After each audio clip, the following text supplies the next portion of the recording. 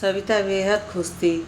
मायके जो जाना था आज, सुबह से जल्दी जल्दी सारे काम निपटा रही थी कि जब वह चली जाएगी तो उसकी अनुपस्थिति में घर वालों को ज़्यादा परेशानी ना हो। चूँकि उसका मायका और ससुराल एक ही शहर में था, इसलिए वह मायके में कभी रात बिता नहीं पाती थी। वो कोशिश तो यही करती थी कि सब कुछ ठीक रहे, मगर हर बार कोई ना कोई ऐसी बात हो जाती कि उसका मूड खराब हो ही जाता था। ईश्वर की कृपा से उसकी सास ठीक थी, पर हर घर में कोई ना कोई शख्स ऐसा होता है जिसकी वजह से दिक्कत तो ज़रूर होती है। उसके घर में उसकी जेठानी इन सब की वजह थी। जब भी सविता मायके जाती, उसकी जेठानी कुछ ना कुछ नाटक ज़रूर कर देती, चाहे जाते वक्त चाहे लौटने के बाद। जेठानी का मायका काफ़ी दूर था। वो जब भी जाती महीने भर से पहले ना लौटती, लेकिन जब सविता को जाना होता तो सब यही बोलते, अरे रुकने की क्या ज़रूरत है, जब चाहे तब चली जाना, मिल आना सबसे। नतीजा यही हुआ कि वो एक दो दिन कभी रुक पाती और महीने भर तो शायद कभी भी नहीं रुक सकी। आज सुबह भी जब वो तैयारी कर चुकी तो जेठानी ने कहा, कब लौटोगी? दीदी, एक हफ्ते रुकने की सोच रही हूँ, सविता ने डरते हुए कहा। अरे एक हफ्ता कुछ ज़्यादा नहीं हो गया? अंशु के पेपर भी स्टार्ट हैं, तुम वहाँ रुक जाओगी तो सारा काम मैं अकेली कैसे करूँगी? और फिर काम करूँगी या अंशु की तैयारी करवाऊँगी? देख लो, इस बार 2-3 दिन में लौट आओ, फिर कभी चली जाना तो रुक लेना, जेठानी ने बेरुखी से कहा। सविता का मुंह उतर गया और मन ही मन उसने सोचा, ये फिर कभी तो आने से रहा। उसने सासू जी की तरफ देखा और सास सब समझ गईं। बोली, जाओ देख लो जैसे तुम्हारा मन करे, वरना जब मन हो तब आना। वो जानती थी कि सविता लौट ही आएगी। उसका स्वभाव ही दूसरों की तकलीफ़ में, ज़रूरत में साथ देने वाला है। वो अपने स्वभाव के विपरीत काम नहीं करेगी। और फिर पति भी कभी उसका साथ ना देगा कि घर में किसी को बोल सके कि वो इतने दिन को जाएगी ही।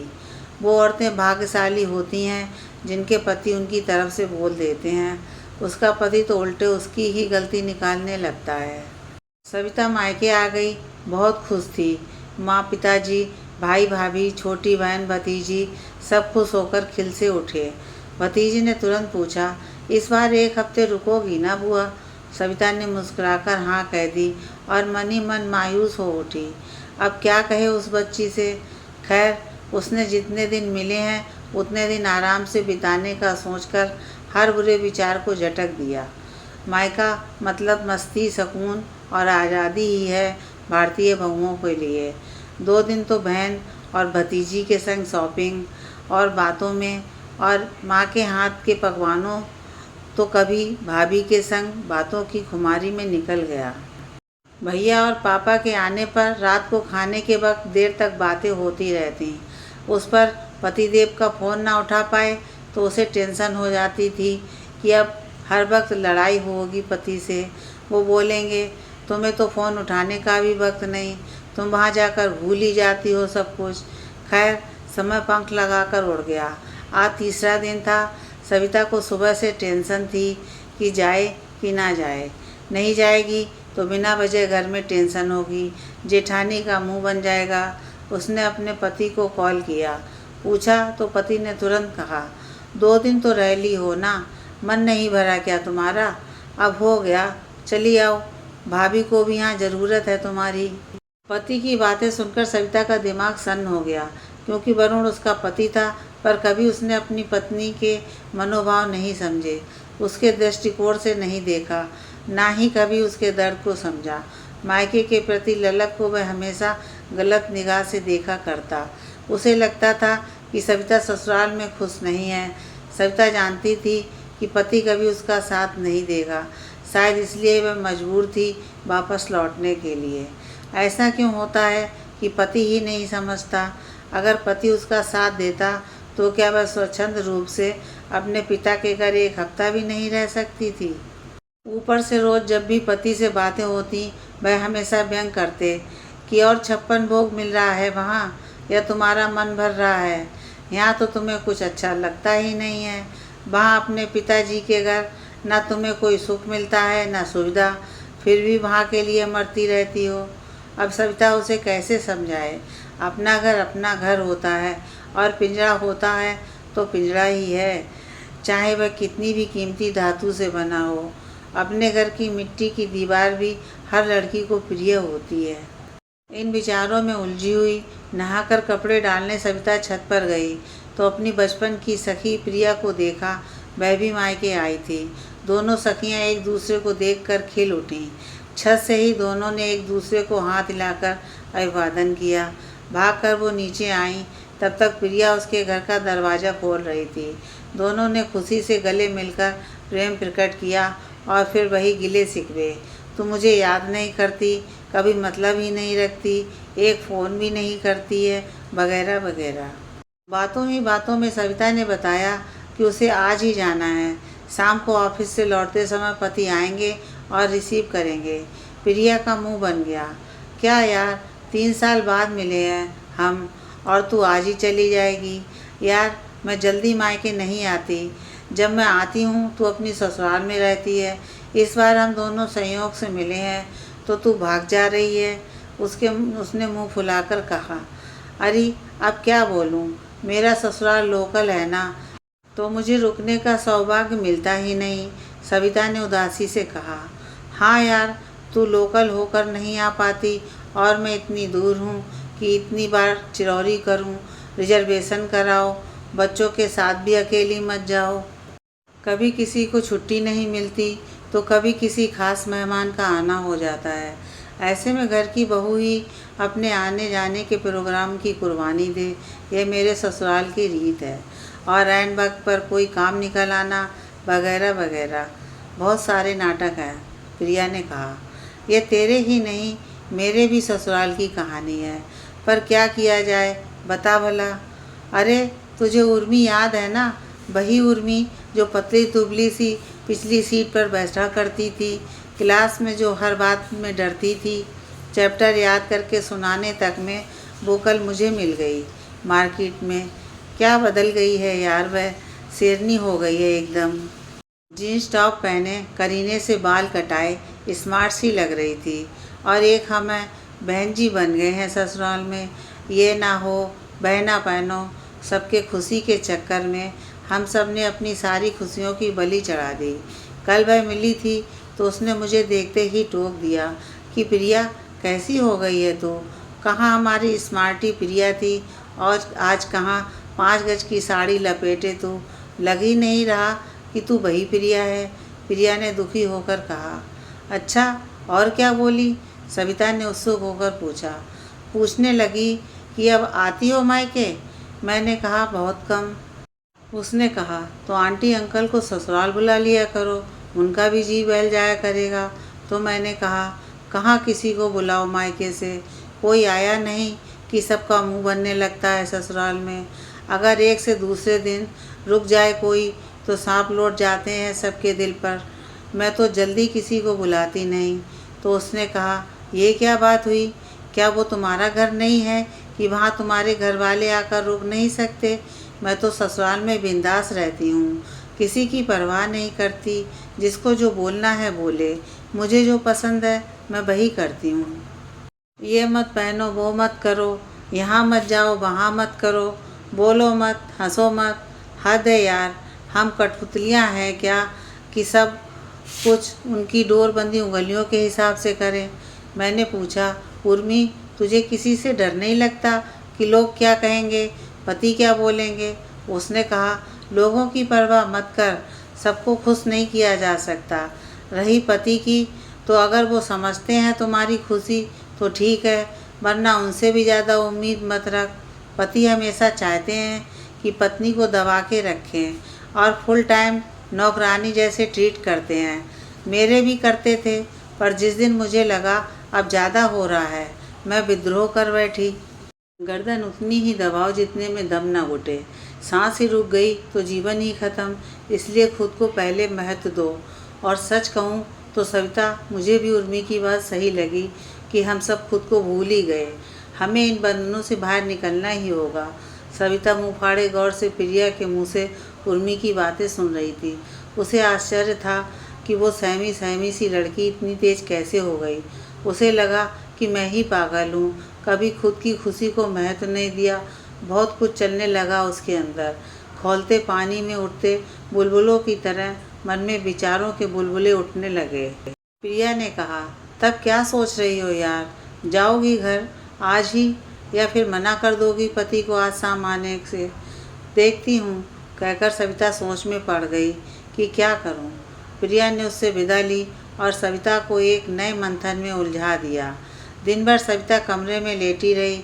अब शाम हो गई थी, पति के आने का वक्त हो रहा था। माँ पकौड़ों की तैयारी कर रही थी और भतीजी उसे चिपक के सो चुकी थी। तभी डोरबेल बजी। शायद पति ही थे जो ऑफिस से सीधा उसको लेने आए थे। सविता के मन में उठ रहे उलझनों का चक्र बवंडर बन चुका था। उसके मन का गुबार अब हलक में आ चुका था, जो शायद कभी भी फूट सकता था, पर हिम्मत नहीं पड़ रही थी। उसकी पिछले 2 सालों से जो करती आई है, उससे अलग नया रूप कैसे ले? सविता कमरे में बैठी अपने आप से लड़ रही थी कि वो क्या थी और क्या बन गई। वरुण भी आ चुके हैं। काश मैं पहले ही उनको फ़ोन कर देती और मना कर देती। अब क्या करूं? अगर मना किया तो वह नाराज़ हो जाएंगे और सोचेंगे कि मायके में मेरे किसी ने कान भर दिए। एक तो वैसे ही वरुण मायके के प्रति उदासीन थे। यदि उनके दिमाग में ये बात आ गई तो वह खिलाफ ही हो जाएंगे। जाने क्या क्या सोचती रही कि तभी भतीजी ने आकर कहा, बुआ बुआ फूफा जी आ गए। हाँ आई बेटा, तुम चलकर बैठो, कहकर सविता शून्य दिमाग लिए जैसी थी उसी हालत में बैठक में चली गई और वरुण को देखकर शांत पड़ गई। वरुण पानी पी रहा था। उसे यूं ही देख थोड़ा क्रोध में आ गया।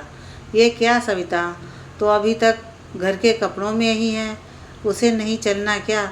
वरुण के दिमाग में कहीं से भी ये नहीं आया था कि उसे नहीं चलना और वह मना कर देगी। अब मैं आया हूँ तो झक मारकर उसे मेरे साथ चलना ही पड़ेगा, क्योंकि अब तक यही होता आया था।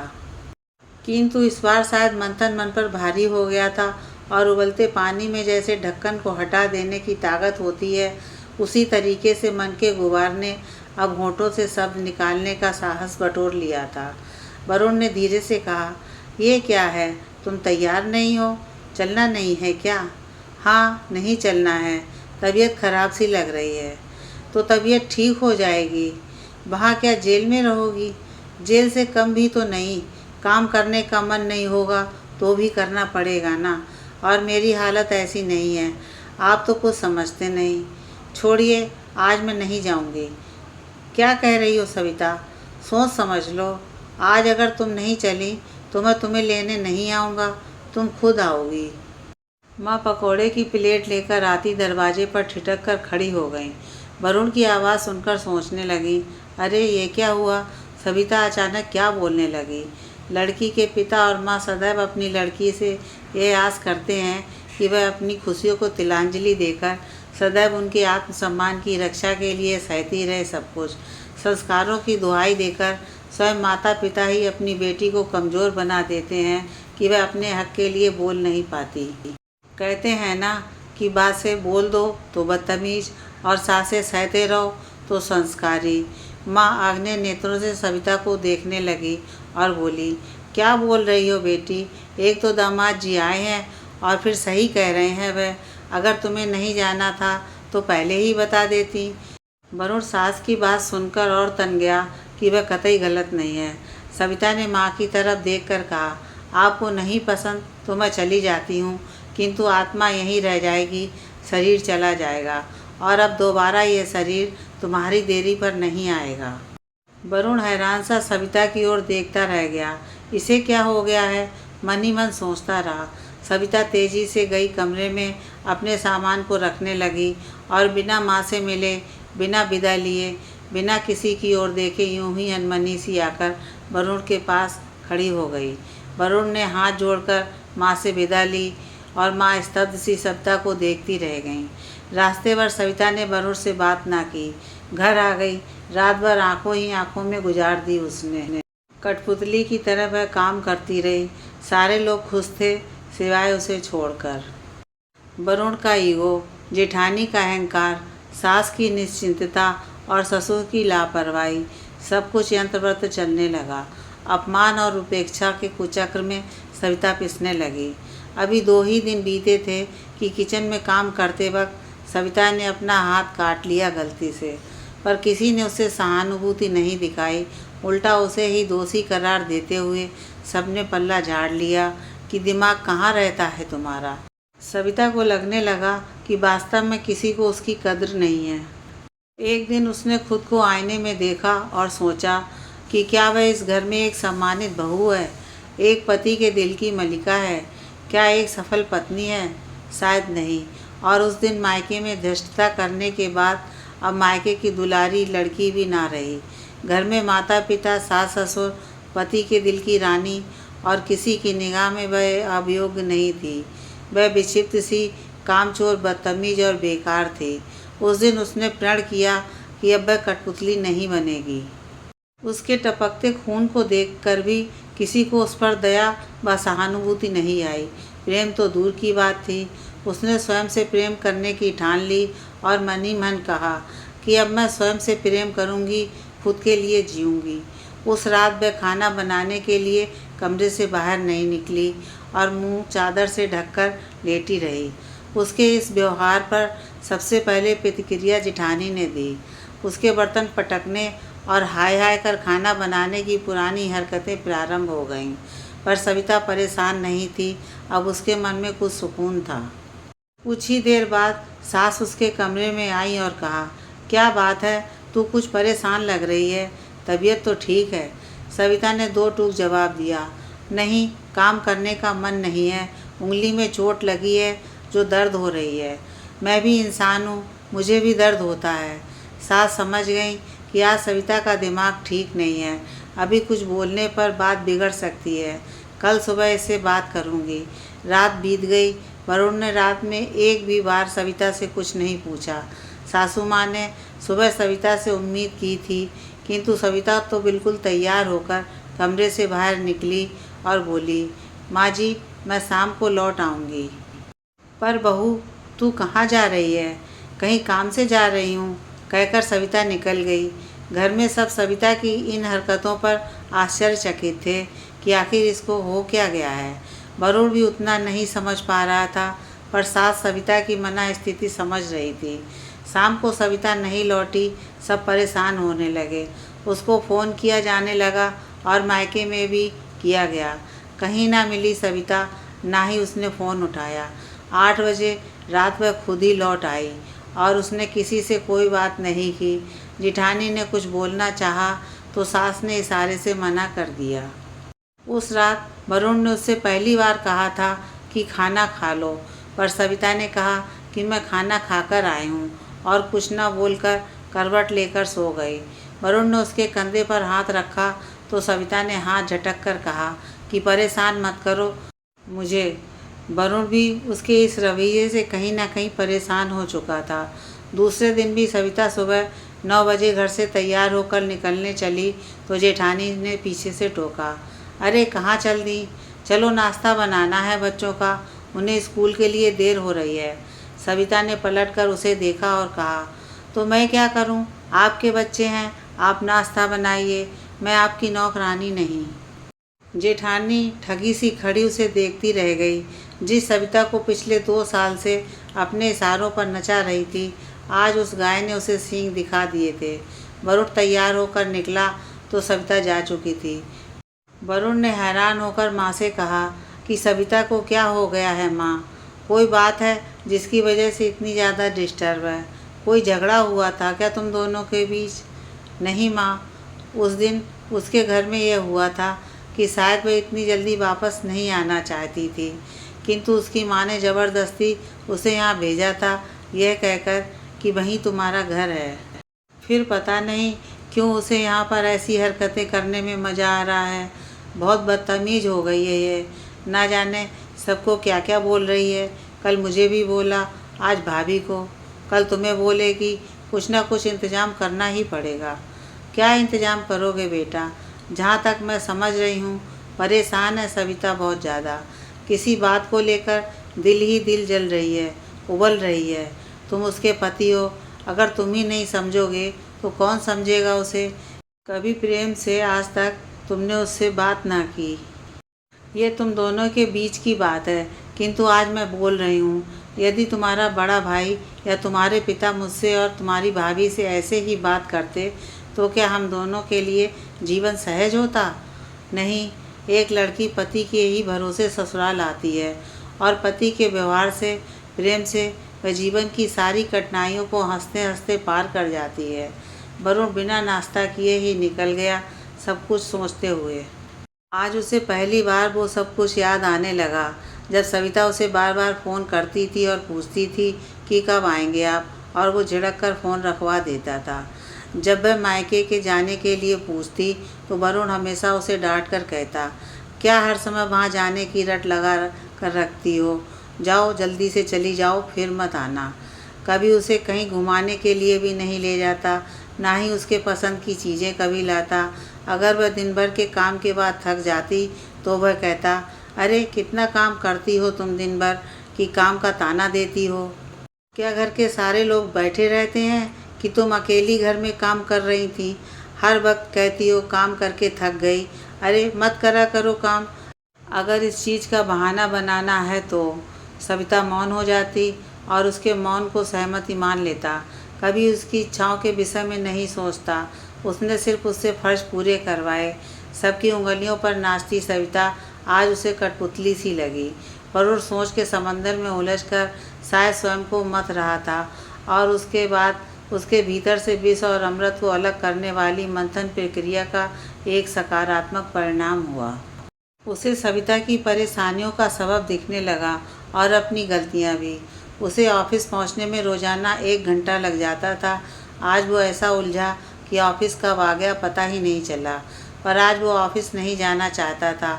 अब वो जाना चाहता था दौड़कर सविता की ओर, उसे अपनी बाहों में भर लेने के लिए। उसकी जख्मी उंगली की तड़प से भी कहीं ज़्यादा तादाद में तड़पने लगा वरुण। पागलों की तरह उसने सविता को फ़ोन करना शुरू किया। सविता का फ़ोन स्विच ऑफ था। उसने तुरंत कार सविता के घर की ओर मोड़ दी कि शायद वो वहाँ मिलेगी, किंतु यह क्या, वो तो वहाँ भी नहीं मिली। ऊपर से फ़ोन भी ऑफ। अब वरुण परेशान हो गया कि आखिर वो गई कहाँ। दिन भर पागलों की तरह ढूंढता रहा वरुण। जहाँ जहाँ वो जाती थी हर उस जगह पर ढूंढ आया, पार्लर में, मॉल में, मंदिर में, हर जगह। और उसकी फ्रेंड्स के नंबर जो उसके पास थे वहाँ भी फ़ोन करके पूछा, पर सविता का कहीं पता नहीं चला। निराश होकर वरुण घर आ गया। उसका किसी चीज़ में मन नहीं लग रहा था। तभी बेल बजी। वरुण ने लपक कर दरवाज़ा खोला। सविता ही थी। वरुण की जान में जान आई उसे देखकर, किंतु सविता के सामने आते ही वह अजीब हो गया। उसमें उसे खींचकर गले लगाने की हिम्मत नहीं रही। एक अजीब सा रीतापन पसर गया घर में। माँ, पिताजी, भैया, भाभी सभी सवालिया नज़रों से सविता को देख रहे थे। कोई वरुण से उम्मीद कर रहा था कि वह सविता से सवाल जवाब करे, तो कोई खुद ही फट पड़ना चाहता था। सबकी उपस्थिति में वरुण असहाय हो गया। कुछ नहीं बोल पाया वह सविता से, परंतु एक चीज़ वो महसूस कर रहा था कि अब उसे सविता से बात करनी ही होगी। सविता निर्विकार भाव से कमरे में जा चुकी थी। कल की तरह उसने आज भी कुछ नहीं खाया। वरुण जब कमरे में पहुंचा तो सविता सो चुकी थी। वरुण ने ध्यान से उसके चेहरे को देखा। दुखी व चिंतित नहीं, क्लांत सा लगा चेहरा। वरुण का मन किया कि प्यार से उसके बालों को सहला दे, पर ऐसा करने से वो जग जाती। वह चाहता तो था कि सविता को जगाकर बात करे, पर उसने सोचा 3 कमरों के फ्लैट में थोड़ी सी बात हुई तो आवाज़ दूसरों के कमरे में जाएगी। बस यही सोचकर वह सुबह का इंतज़ार करने लगा। हजारों सवाल मन में लिए वरुण रात काटने के लिए तैयार था। अब उसके दिल में सवालों से ज़्यादा जवाब तैयार थे। प्रतीक्षा थी तो बस सविता के प्रश्नों की, किंतु वरुण जानता था सविता कुछ नहीं पूछेगी। इन्हीं विचारों में उलझे उलझे जाने कब वरुण की आंख लग गई। आंख खुली तो सविता बेड पर नहीं थी। बाथरूम से नल की आवाज़ आ रही थी, मतलब सविता तैयार हो रही है। वरुण ने एक पल गंवाए बिना झट से तैयारी शुरू कर दी। आज वह कोई गलती नहीं करना चाहता था।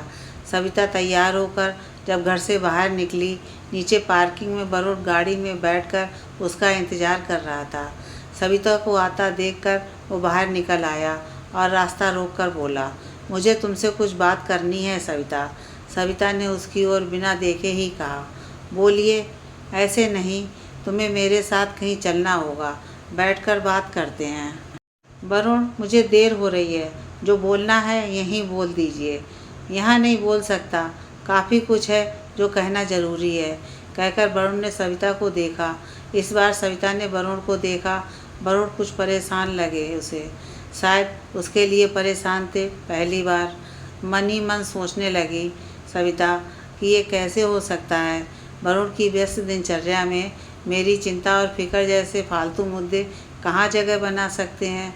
विचारों में उलझी सविता को देख वरुण ने उसका हाथ पकड़ा और कहा, गाड़ी में बैठो, कहीं चलते हैं। सविता आश्चर्य से वरुण की ओर देखती रह गई। यंत्र चलित सी वह बैठ गई। दोनों ने रास्ते भर कोई बात नहीं की। दोनों पास के ही कैफ़े में पहुँचे। वरुण ने खुद को सामान्य दिखाते हुए कहा, क्या बात है सविता, अब बताओ मुझे। कुछ परेशान सी लग रही हो इधर, और इधर 2-3 दिनों से कहाँ चली जाती हो सुबह सुबह। तुम्हें बहुत ढूंढा मैंने कर, ना अपने घर गई थी तुम, ना दोस्तों के यहाँ जाती, कहाँ हो? ओह, तुम ये जानना चाहते हो कि मैं कहाँ जाती हूँ? बाकी तुम्हें कोई फ़र्क नहीं पड़ता शायद कि मैं ऐसा क्यों कर रही हूँ। फ़र्क पड़ता होगा तो सिर्फ इस बात को लेकर कि अब मैं सबकी सेवा में उपस्थित नहीं हूँ। शायद यही वजह होगी कि तुम आज मुझसे बात करने को मजबूर हो गए, वरना तुम्हें कहाँ कभी मेरी फ़िक्र थी। ऐसा नहीं है सविता, मैं व्यस्त था, परेशान रहता था। तुम्हें तो पता है, आगे बढ़ने की चाह, नौकरी, प्रमोशन, घर, इन सब में मैं फंस गया था। मुझे लगता था कि तुम तो सब कुछ संभाल ही रही हो, तुम्हें कोई भी चीज़ समझाने की आवश्यकता नहीं। लेकिन हाँ, इन व्यस्तताओं में मैं एक चीज़ भूल गया था कि तुम मेरी पत्नी भी हो। यह सुनकर व्यंग्यात्मक हंसी से सविता बोली, जी नहीं, गलत कह रहे हैं आप यह तक भूल गए थे कि मैं एक इंसान हूँ। पत्नी होना तो बहुत दूर की बात है। हाँ, मैं जानता हूँ, गलती मेरी है, मैं तुम्हें तवज्जो देना भूल ही गया था। और कहकर वरुण चुप हो गया। और पति का तवज्जो न देना मतलब पत्नी को किसी की तवज्जो न मिलना, यही विडंबना है समाज की। औरत को बिना पुरुष के अवलंब के कोई इज्जत नहीं देता। सही कह रही हूँ ना? सविता ने आंखों में आंसू भरकर कहा। वरुण ने सविता के हाथों को अपने हाथ में थाम कर कहा, सविता, गलती हो गई मुझसे, माफ़ कर दो सब कुछ भूल कर। क्योंकि अगर अभी हम इन सब बातों का हिसाब करने बैठेंगे तो हमारे जीवन के कुछ बहुत महत्वपूर्ण पल उन्हीं पुरानी करवाट का हिसाब करने में निकल जाएंगे। इसलिए हो सके तो मेरी सारी गलतियों को माफ़ कर दो, पहले जैसा हो जाओ। बिल्कुल नहीं, कहकर सविता ने अपने हाथ वरुण के हाथों की पकड़ से छुड़ा लिए। अब मैं अगर पहले जैसी हो गई तो क्या मतलब निकला मेरे संकल्पों का? जानना चाहते हैं ना आप कि कहाँ जाती थी मैं? तो सुनिए, मैं कोचिंग क्लासेस जाती थी, क्योंकि मुझे कंपटीशन का फॉर्म भरना है, सक्सेस होना है, जॉब करनी है, अपने पैरों पर खड़े होना है। टॉपर थी मैं अपने स्कूल की, और आज आपके घर की नौकरानी बन गई हूँ, दूसरों के हाथों की कठपुतली। क्रोध से कांपते हुए सविता बोली। वरुण उसकी स्थिति को समझते हुए बोला, शांत हो जाओ, मैं जानता हूँ कि तुम कहीं गलत जगह नहीं जाती थी, बस चिंतित था कि कहाँ जाती हो। ना दोस्तों के घर, ना मार्केट, अपने मायके भी तो नहीं जाती थी तुम। मायके जाना तो आपको भी पसंद नहीं था मेरा। हर वक्त मेरे घर वालों की बुराई, हर वक्त मुझे सुनाना कि तुम्हें तो बस मायका ही पसंद है। सच बताइए, शादी के बाद कुल कितनों दिनों के लिए गई हूँ मैं अपने घर? कभी सोचा है आपने? मैं खुद ही नहीं जाती हूँ। सोचती हूँ आज ये ज़रूरत है, आज वह ज़रूरत है, पर किसी को मेरी ज़रूरत नहीं दिखती, मेरा मन नहीं दिखता। मैं तड़पती हूँ अपने माँ बाप के साथ के लिए, लेकिन अब तो माँ भी डरती है कि आप नाराज़ हो जाएंगे, इसलिए उसने मुझे उस दिन कह दिया कि चली जाओ अपने घर। अब आप ही बताइए, क्या रह गया इस संसार में मेरा? ना वो घर मेरा है, ना ये घर। चुप हो जाओ सविता, बस एक मौका दे दो मुझे। मैं वादा करता हूँ कि तुम जो चाहती हो मैं वह करूँगा। कल बहुत दिनों बाद अपने आप से मिला हूँ मैं, और अपने आप को तुम्हारे बिना बहुत अधूरा महसूस कर रहा हूँ। माफ़ कर दो मुझे, बस यही कहूँगा। मुझे बोलना नहीं आता, जताना नहीं आता, सिर्फ अब महसूस करोगी तो मेरी बातों से। पर हाँ, एक बात है जो मुझे परेशान करती है। तुम्हारा घर जाना मुझे नहीं पसंद। मेरा मन ही नहीं करता कि तुम मुझे छोड़कर जाओ। इसलिए मैं तुम्हें हमेशा कुछ ना कुछ बोल कर सोचता था कि तुम वहाँ से लौट आओ जल्द से जल्द। बच्चों की तरह वरुण बोला। यह सुनकर सविता के होंठों पर मुस्कुराहट तैर गई। अच्छा, तो क्या मैं हमेशा के लिए थोड़ी ना जाती हूँ? मैं तो लौट आने वाली ही होती हूँ। मैं मानता हूँ कि मैं गलत हूँ। मेरा तरीका गलत हो सकता है। हो सकता नहीं, आपका तरीका गलत है। अगर आपने कभी ये कहा होता कि मैं तुम्हारे बिना नहीं रह सकता सविता, तो क्या मैं तब भी वहाँ जाने की जिद करती? मैं नहीं कह सकता हूँ, क्योंकि वह तुम्हारा घर है और तुम्हारे मम्मी पापा, भाई भाभी, बहन सब तुम्हारी प्रतीक्षा करते हैं, प्रेम करते हैं तुमसे। ऐसे में इतना स्वार्थी कैसे हो सकता हूँ कि तुम्हें कभी वहाँ जाने ना दूँ? बस यही लगता है तुम्हें ले जाऊँ, फिर साथ ही लेता हूँ। अच्छा, स्वार्थी नहीं हो सकते पर कठोर हो सकते हैं, पत्नी को सुना सकते हैं, व्यंग कर सकते हैं, पर प्रेम नहीं दिखा सकते। छोटे हो जाएंगे प्रेम दिखाकर। नहीं, छोटा नहीं हो जाऊंगा। चलो ठीक है, आज साधिकार कहता हूँ तुमसे कि बस सब कुछ ठीक है। तुम जो चाहो करो, कैरियर बनाओ, जॉब करो, काम करो। सबकी उंगलियों पर नाचने वाली कठपुतली मत बनो। मेरे घर की यानी कि अपने घर की महारानी बनकर रहो। सब कुछ करो, पर सविता मायके मत जाओ। उसकी यह बात सुनकर सविता खिलखिलाकर हंस पड़ी और वरुण की रोनी सूरत देखकर बोली, अच्छा छोड़िए, चलिए ना, साथ में चाय पीते हैं घर चलकर। हाँ चलेंगे, पर हमारे नहीं, तुम्हारे घर, क्योंकि तुम्हारी मम्मी के हाथ की बनी हुई चाय का स्वाद तुम्हारे हाथ में कहाँ। और हाँ, इस बार पूरे 1 महीने रहोगी तुम मम्मी के साथ, और मैं रोज़ शाम की चाय वहीं पीऊँगा। सविता ने खुशी और आश्चर्य से वरुण को देखा और कहा, और आप रह लोगे मेरे बिना? अभी तो आप कह रहे थे कि सब कुछ करो, बस मायके मत जाओ। मजाक कर रहा था पगली। हाँ, रह लूँगा उतने दिन मैं जब तक तुम वहाँ रहोगी, क्योंकि मेरे लिए अब तुम्हारी खुशी ज़्यादा ज़रूरी है। यह सुनकर अब सविता का मन शांत नदी की तरह प्रवाहित था। भ्रम और अविश्वास की धुन छट गई थी। दोनों हाथों में हाथ थामे एक नए आयाम की ओर बढ़ चले।